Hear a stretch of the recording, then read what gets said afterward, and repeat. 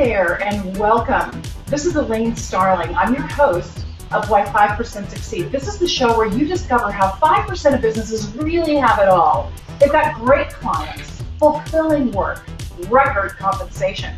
And you know what? You can have it too. If you can see it, you can be it. Well, we are going to share some hands-on tactics, techniques, tips, and tools that really help you further your success right now. I'm Elaine Starling. I'm the Chief Innovation Officer for Starling Media Services. And we have a very boutique marketing firm focusing on helping women entrepreneurs become legacy leaders. I have a huge passion for helping other people succeed, and that's why I wrote the book, Why 5% Succeed, and why I host this show. Because I want to make sure that the information you need to transform your business is right at your fingertips. Well, I am so happy to introduce you to today's guest. She's a small business champion. Her name is Nina Kaufman, and Nina is a business lawyer, a speaker, and a strategist. Now, she's no ordinary business lawyer. This is not like any lawyer you've ever talked to before, because she gets it. She gets it so much that Forbes Magazine calls Nina one of 25 most influential women tweeting about entrepreneurship. And the Small Business Administration has named Nina as their Regional Women in Business Champion of the Year. I'm so excited to have Nina join us. Nina, welcome. Thank you, Elaine. I'm delighted to be here. Well, I've got a ton of questions for you, as you can imagine. So I just want to get started. Just dive right in. You know, we have talked quite a bit about what it takes to really get to that top level of success. Now, why is it that you think only about 5% of women-owned businesses are really succeeding at having it all right now? What are the barriers?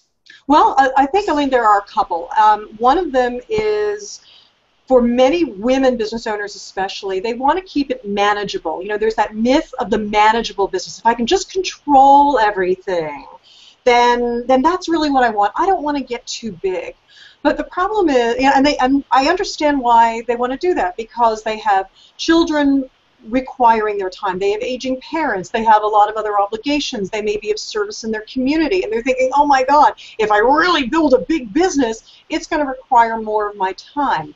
And it's actually somewhat counterintuitive. It's that your time shifts. It's not that it's more of your time, it's that it's more valuable time. So, as I say, it's that myth of the manageable business. And when it's all about them, all you've built is a job. You haven't built a business.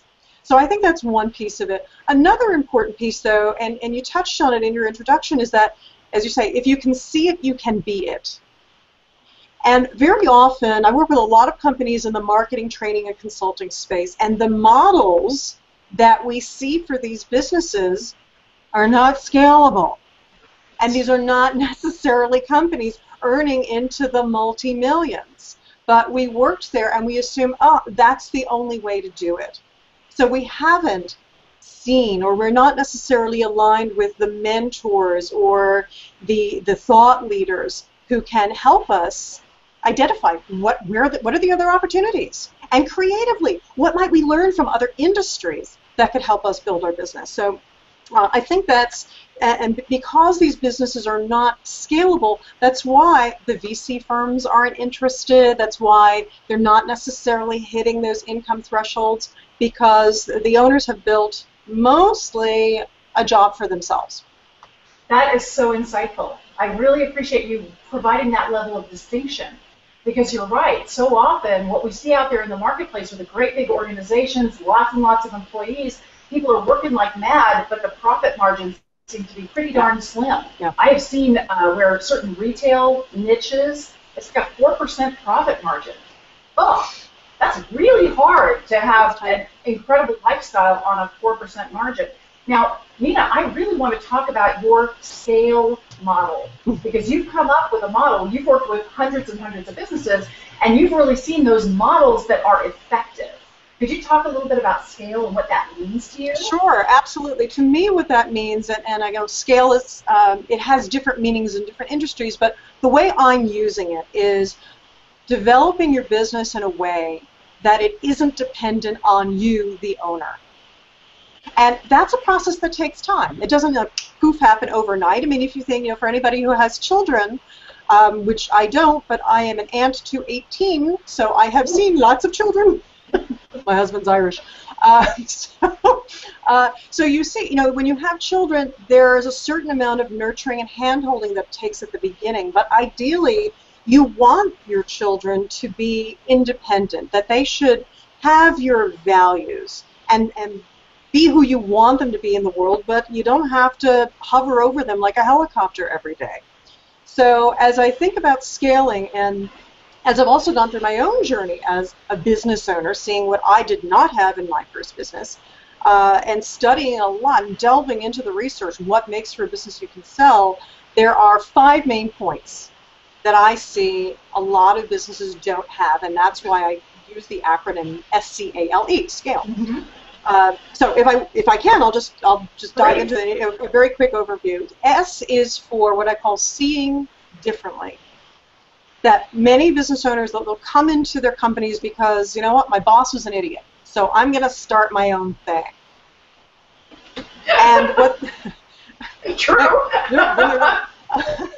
And what they do is they start from today and they work forward. They don't necessarily have a vision for what the business can be. So part of seeing differently is using the eyes of a CEO for your business instead of just, all right, what can I possibly get done today? So that's S. C, and a very important piece to being able to sell a business, and also, oh my God, just to take a breather, is to figure out what you can do to develop continuity revenue, or continuous revenue. So instead of having those feast or famine projects, what I call living like a caveman, where you go out and you hunt the mammoths, and then once you're done feasting on the mammoths, oh my God, I'm down to my last mammoth bone, I have to go find another mammoth. You want to find a way to make that income stream come through more regularly. So that's another opportunity to scale. A is for automation and delegation. Quite simply, get it off your plate. That's A. L is for leverage tools. That's what are some of the things you can do that are not so one-on-one specific. And that may be, particularly in a coaching realm, speaking to groups. It could be, as I'm doing as well, and a number of other people are, taking my, what I know about scale and creating a digital program around it so that we can reach more than just one person. And another is developing really effective strategic partnerships so that you're not the one having to go hunt down business all the time. So that's leverage.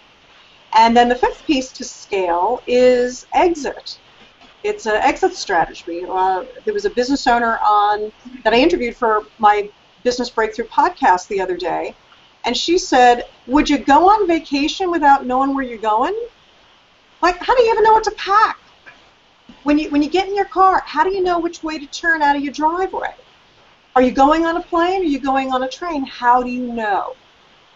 And that's another important piece that it sort of brings you full circle back to seeing differently. Where are you taking this business? Where do you want to take it so that you put the building blocks in place that when you're ready to exit, because you're going to go at some point, when you're ready to exit, it's all in place and boom, you can sell. So, Nina, we're covering a lot of different things right here. Yes. Why is it so important to really think through and figure out how to scale your business right now? It's never been more important than right now, but why is that? Well, there are probably a couple of reasons, and one of them is that, quite frankly, our economy is, it's a little shaky. It's not as robust in terms of, well, we've got all these customers. So finding a more collaborative way to do business is really, really important. But also, there's a trust and a security factor. As our lives become more uncertain, people want to know that, they may love doing business with you, Elaine, but if they're going to make a commitment to you for some extended period of time, they want to know you're going to have the goods in 6 months' time, a year's time. And as we see our population aging and where there's more caretaking responsibilities, particularly for women, we may be called away from that business. So in order to make sure it can still function without us, that's where scale comes in and is so, so important. You know, I couldn't agree with you more. What I hear you talking about really is also a level of sustainability, that perpetual, it's a business model that you can create around your business so that you are continually adding value to an extended community in a way that allows you a great deal of personal satisfaction and really, really serves your audience. But unless you have that structure in place, you can't create a sustainable business, one that goes on when you want to go on vacation. Or maybe you want to back out of a lot of the day-to-day and you want to bring in somebody who's going to run the day-to-day business for you. Once you understand the structure that really is effective for you, who's to say you couldn't have 3 or 4 different businesses with different people handling the day-to-day, and you can step back and say where you are most effective and you have the most fun. Yeah, I love what you're talking about there. Thank you. And to your point, it may seem counterintuitive, but it's the structure that gives you the freedom. Because if it's all about you and you're wearing different hats and you're constantly shifting and changing and having to shake yours, you don't have freedom. And that's why so many entrepreneurs have gone into business. They want to maximize their personal freedom. They want to maximize their financial freedom. They want to grow as business leaders. You can't do it if you're stuck in the weeds every day. So true, but I think there's something that entrepreneurs typically struggle with. I see this with my clients all the time. It's that inner perfectionist. It's that inner control freak. It's that gremlin that makes you just want to grab onto everything and supervise everything, and it's so hard to delegate. Could you talk a little bit about what we can do to tame the gremlin? That's a good one. That is a very good one. And you're right, that sense of, and it's not just an inner perfectionist, because as a lifelong perfectionist, I will come to that one. There's also, for those of us who want to operate our businesses with integrity, that sense of my word is my bond. So if I'm saying to others, others will handle it, what happens if there are repercussions? So I think there are a couple of ways to look at it. The first is, I would say, to have within your orbit some kind of strategic team, because I know left to my own devices, I'm going to get back down into the micromanagement.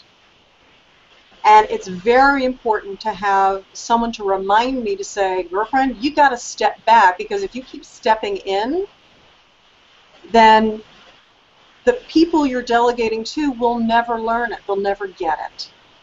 I think also an important part of delegating is you need to be very clear about what it is that is being delegated and what's and the standards that are required. And I think that's also where some business owners may fall short, that there's so much in their head that they haven't figured out a way to translate that into either an operations manual or a brand guide, something to give, let's say you, if I'm delegating to you, the opportunity to know what are the parameters here?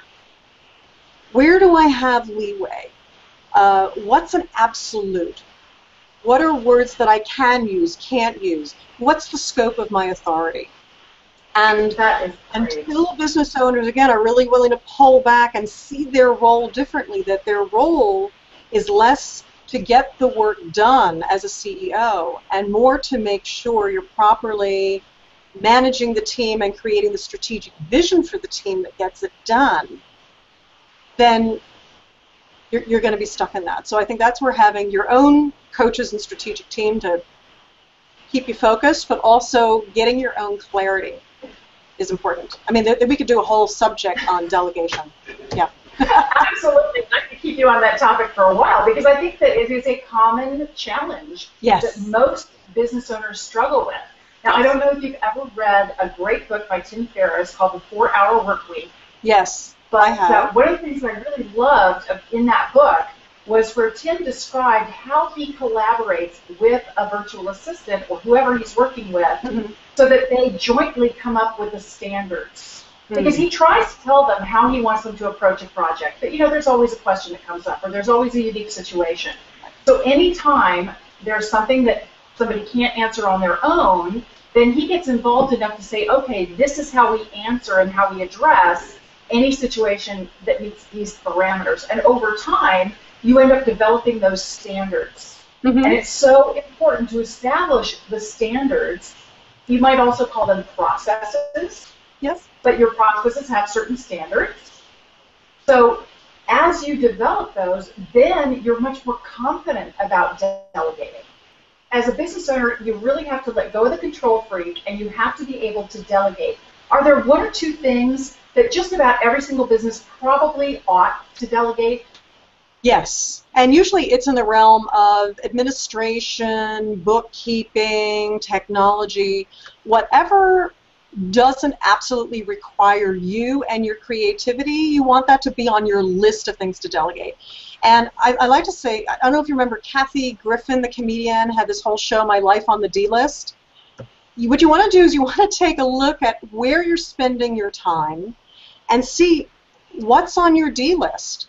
And that'll show up either in, oh, wow, do I really need to be reconfirming my own appointments? Or just in terms, or something maybe just taking way too long, like do I actually need to be doing my own editing of videos? Maybe not.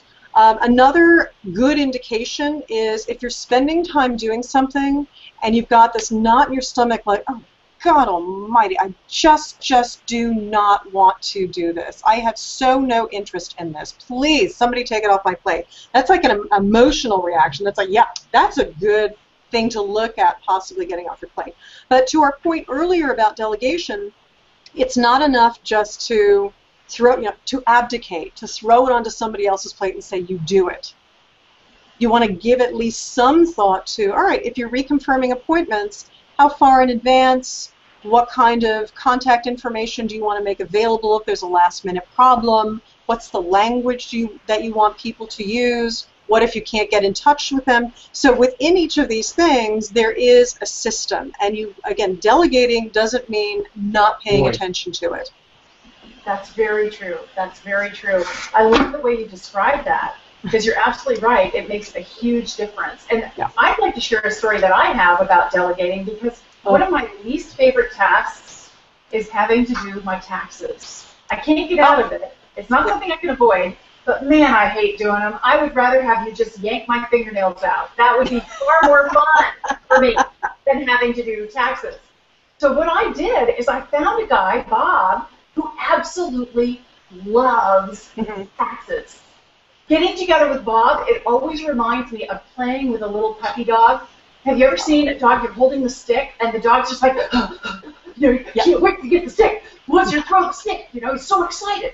That's like Bob. I get together with Bob. He's going through the motions, the how are you, how are the kids, what's going on. The whole time, I can see him just dying to get his hands on my numbers. He can't wait to play with my taxes. He can't wait. And his enthusiasm, his passion for his expertise makes something that's a chore for me become more fun. Mm-hmm. He helps me focus so I don't waste a lot of time. I can just be effective where I can add value, and I can count on him to direct me to those areas where I can really make a difference so he can really do a good job for me. So when I think about delegating, absolutely, take a look at the tasks that it just doesn't make you very much money, and it's very easy to find someone else that you can get help with, like scheduling appointments. But then there's also the other tier of things that you have to do from a business standpoint, your bookkeeping, your taxes, other things that maybe are not your favorite action items, but they have to happen anyway, and find experts whose enthusiasm and knowledge really inspire you to do them when you don't usually like doing them. Well, and you raise a really good point, though, because what you talk about with taxes, and I will say this as a lawyer, there are certain areas that require a technical or professional expertise where you do not want to get it wrong.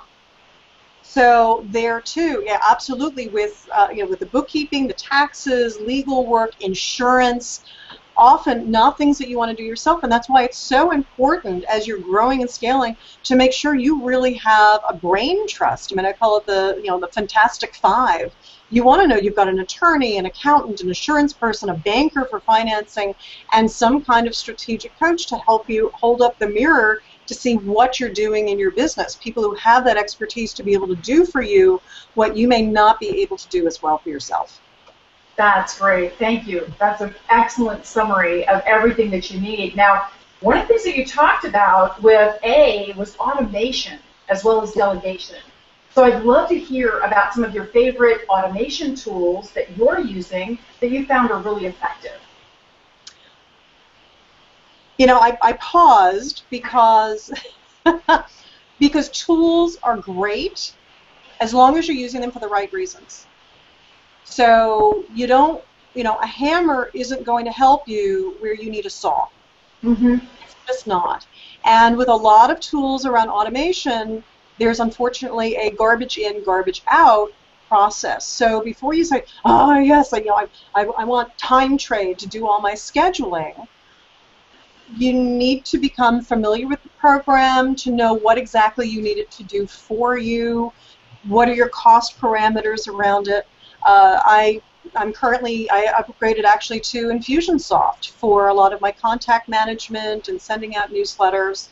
And part of why I did that is knowing where I wanted to go in my business, and that certain people with whom I wanted to have strategic partners, they love Infusionsoft. And they really do not want to work with you if you're not using Infusionsoft. So that was an important strategic decision. But I'll tell you something, I am not sitting at this desk coding everything in Infusionsoft. There's someone on my team who is certified, who, like your Bob, loves, like, yay, yay, campaign sequences. You know, just put a bullet through my head. I just, you know, so my role is to help Brian think through what is the process that I want. But like Henry Ford said, or I'll paraphrase something like, if you're always the smartest one in the room, you're in the wrong room. So, you know, I don't want Brian just to be an order taker. I want Brian to have the expertise to be able to come back to me and say, you know what, Nina, I appreciate what you're trying to do, but that may not be the best way to go about it, and to offer those suggestions, because I wouldn't have thought of it. That's all my training. So very important as you're thinking about delegating, to your point earlier, of the different ways that you want to be able to solicit input, like Tim Ferriss did from his team, how things can be done better. That is great. I love the way you tackled that question, because, yeah, one of the examples I was going to share was time trade, but you're absolutely right, because I use Infusionsoft too. And I've been chatting with my Infusionsoft guy, because there are some scheduling tools that work with Infusionsoft and some that don't. So as your business starts to grow, and to your earlier point, you've got to have a vision for your business of where you want it to go. Because when you do, then discovering which tools is much, much easier, because you've already got certain criteria of it's got to be able to do these specific things for you, and it needs to be able to work with these other related tools. So it becomes a lot easier for you to evaluate the marketplace and decide what you're going to actually use. But automation has never been easier. When I started in my business, I was in the corporate world, and then I did a lot of consulting, and I've had my business for going on like 19 years now. Oh, congratulations. There were not a lot of automation tools. No.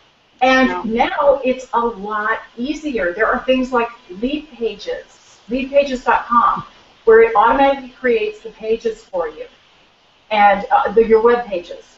There's all different kinds of tools that, depending on what you're trying to accomplish, they're very effective. It's drag and drop, super easy, but you've got to know what you're trying to accomplish first. Yes. Absolutely. Yeah, and I think back to automation also, thinking about what is your most urgent need now that can free up your time.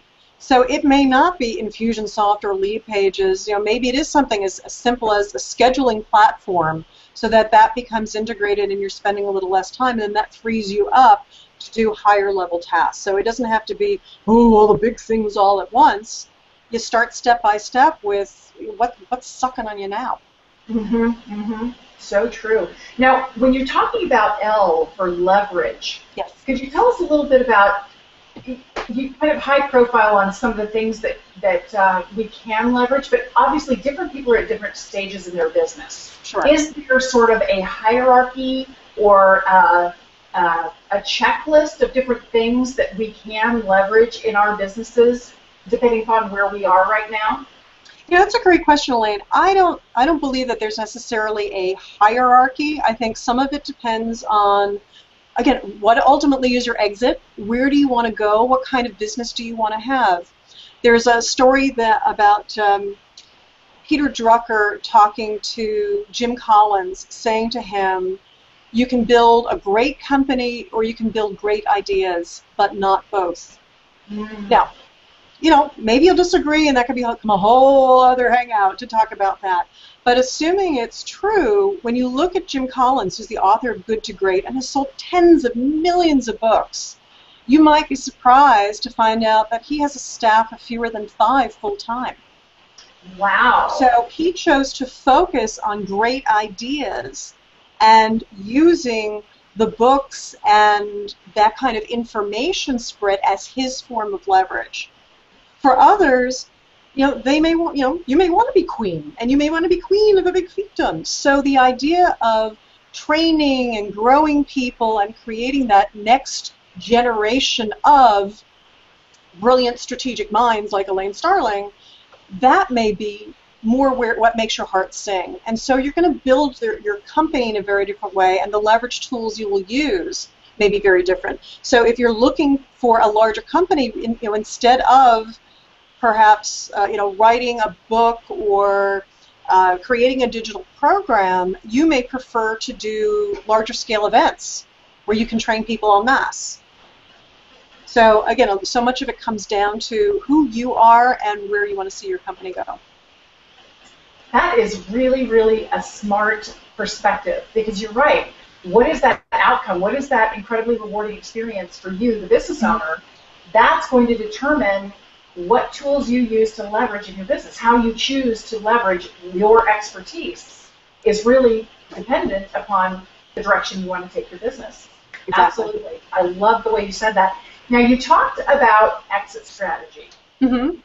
And I think a lot of business owners jump into having their own business for a variety of reasons. They can't find a regular job, they're sick of their boss, situations beyond their control push them into having to figure out how to get some money in the door, and so they just get started, right? Right. And so I understand that you're encouraging us to have a vision for the business, and it starts apparently with the exit strategy. Could you talk a little bit about what that exit strategy might look like and how you think about what an exit strategy is? Absolutely. So exit strategy. And I think it makes a big difference between, do you want what I will call a lifestyle business, something that, as long as it can pay for your lifestyle, as long as you're able to do it, then you're okay with that, in which case you don't need to be thinking about scale.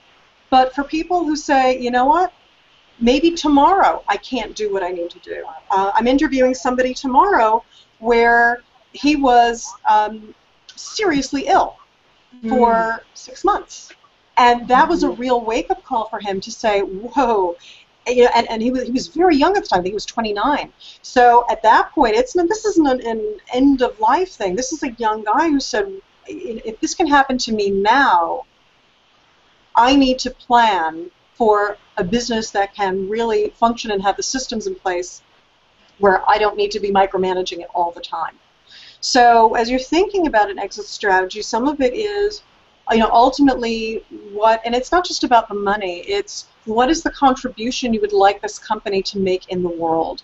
What is the end result, for example, in the terms of the transformation, and it may be numbers of people that you've affected, but also how it has helped an economy or your particular target market, what people have gained or learned when you think about the end result of working with you and multiply that by 1,000 or 100,000. What does that look like in the world? And then being able to work backwards from that, to say, well, to achieve that result, I need to have 100,000 clients, and these may be the price points at which I charge.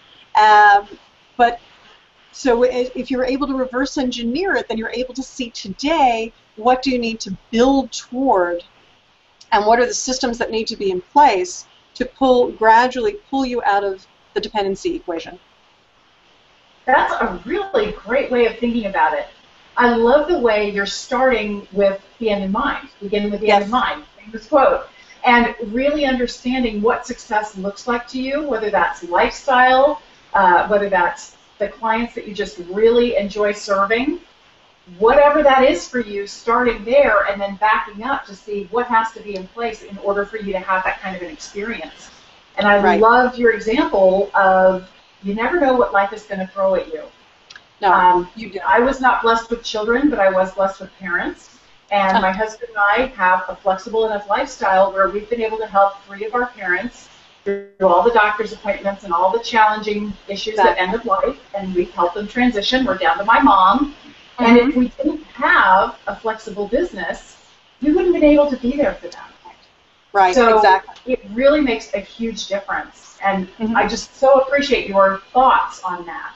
Right. And if I can jump into just 2 other little things, I don't want to say that money should not be part of the equation. That is very important. So as you think about the lifestyle you have or you want to lead, there too, you're going to need to do some money calculations to think about what is it that you will truly need if you say, all right, fine, I'm going to cash out, or what do I want to be able to generate along the line. But it's not the only consideration, and very often it's not enough to keep us passionate about wanting to stay on this journey.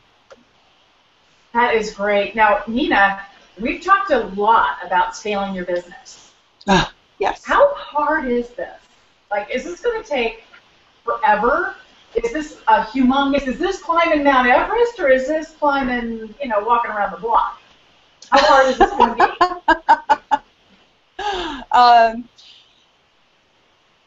Let me put it this way. Well, obviously the fact that I hesitated is, all right, it's not a walk in the park. So let's be really clear. It is not a walk in the park. I think that scaling is a habit. It can absolutely be done. In fact, I interviewed a business owner yesterday who created a consulting company with the express intent of selling it.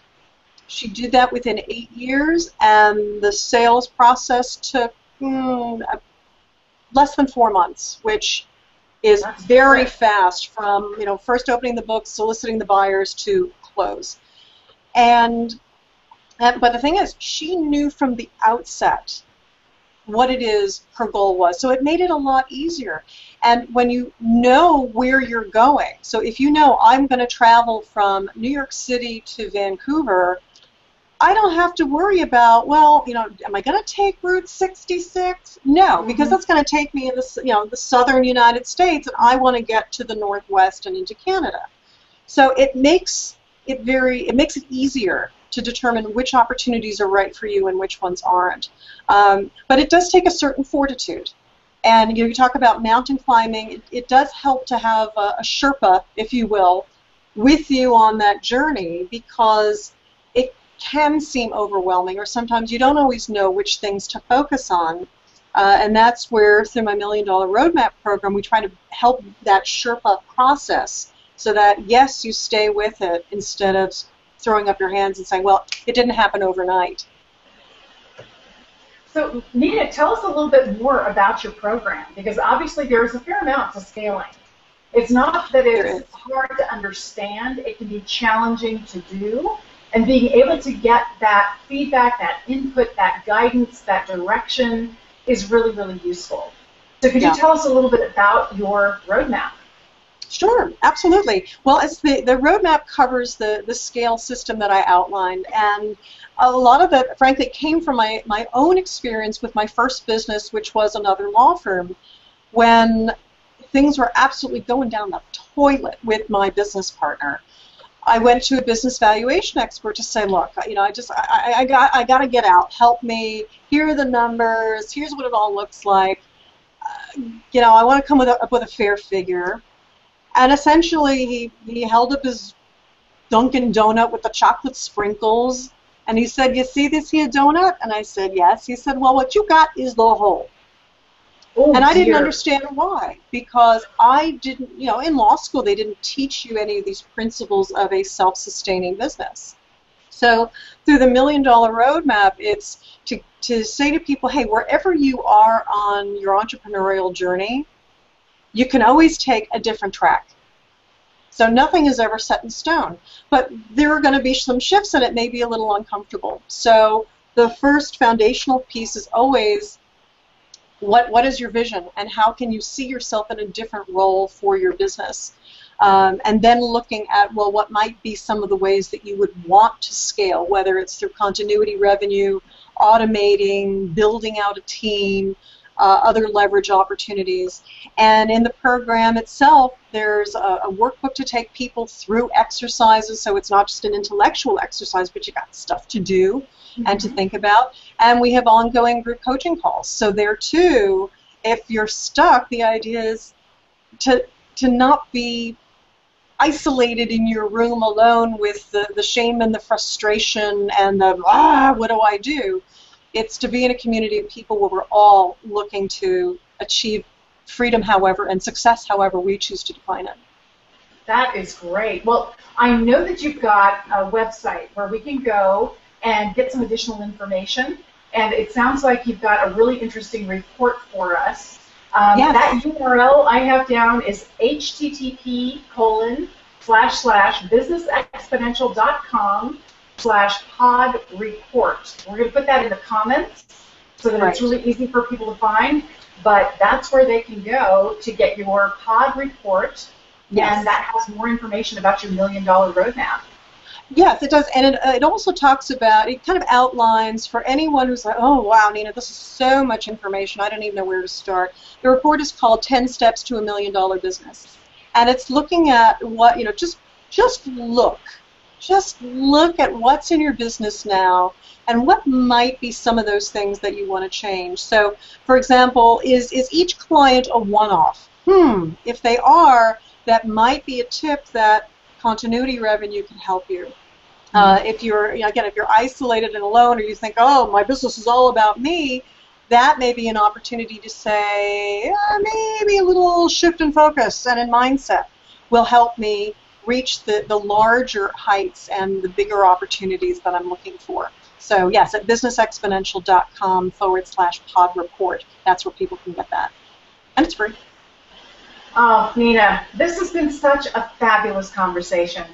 Thank you. I cannot thank you enough, because really getting your head straight about how you can scale your business, there are so many tools and resources that can help you get where you want to go. But first you have to know what's possible for you. And I think Nina has done a fabulous job at outlining that for us. Thank you. Is there any last comment that you'd like to make? Any question I didn't ask you that you think we really ought to cover here?